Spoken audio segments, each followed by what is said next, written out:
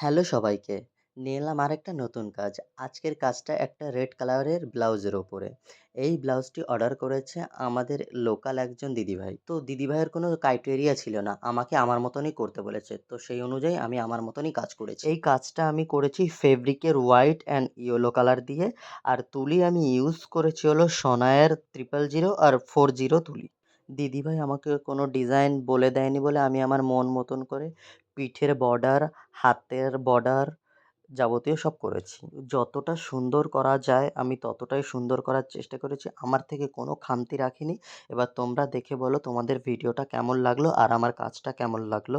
আর কেউ যদি আমাকে দিয়ে এরকম যেকোনো কাজ করাতে চাও তাহলে আমার সাথে যোগাযোগ করো। এছাড়াও কেউ যদি বিয়ের সামগ্রী যেমন কুলো, পিঁড়ে, গাছকৌটো, পানপাতা অথবা আইবুড়ো ভাতের থালা সেট বা যেকোনো জিনিসে কলকা করাতে চাও তাহলে আমার সাথে যোগাযোগ করো। পুরো ভিডিওটা দেখার জন্য তোমাদের সবাইকে অনেক অনেক ধন্যবাদ। দেখা হবে অন্য আরেকটা ভিডিওতে। এখনের জন্য tata. Thank you so much.